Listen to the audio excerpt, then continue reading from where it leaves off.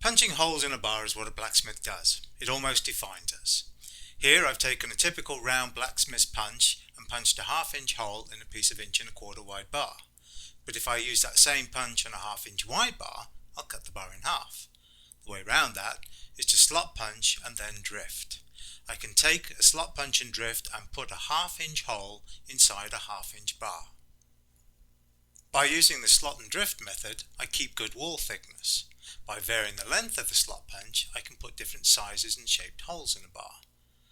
You can see in this case, the slot punch is too long for the intended outcome. I'll have evidence of the slot punch post-drifting, but it does make a nice 1-inch round hole in a bar. I can go to the other extreme and start off with too small a hole. This one will never make 1 inch. There must be a relationship between the length of the slot punch and the final drift size. Drifting plate yields further complications. When I start to slot punch and drift plate, the drifting action will meet resistance from the plate and form bulges. When you knock those bulges down, you're back to having a slot punched hole. Here, there was no resistance, so it made a nice hole. Typically, we slot punch from one side, using the middle of the bar, and we go all the way through until we feel and hear the anvil, leaving us with a nice bullseye to back punch. What that leaves us is a steady thickening of the bar as you go through the bar. For the most part, material is punched ahead and to the side of the punch, as shown in this diagram. If you don't want that non-uniform thickness, then you can punch from two sides and meet in the middle, shearing the slot from the middle of the bar. That gives you a greater uniformity of thickness as you have your drifted hole.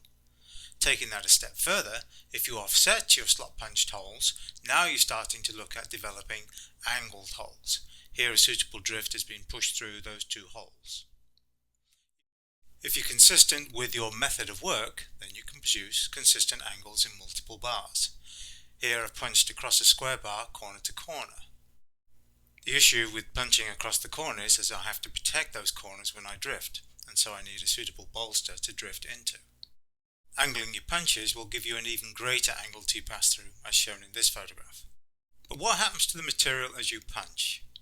The initial hole in this case, when you turn over to punch a second hole, is widened. Where the two tools meet, you have a little bit of rag formed. The problem with the rag can be somewhat exacerbated if you use a slitting chisel over a slot punch. Here the initial slitting chisel hole has been flattened by the punching the second hole. That gives me a large amount of rag when I break through with the second hole. That may or may not be what I want to see in my piece. Where you want an increase of wall thickness around the eye, you can upset the original slot punched hole. Here I'm contrasting the original hole to the upset hole. This gives me an increase in wall thickness, and you may need that for things like square or rectangular blockings, which you can use in gates, railings, etc., as shown in this photograph. For me, understanding the dynamics of punching and drifting is added greatly to the character or the complexity of the work that I do. I hope that it works for you. Good luck.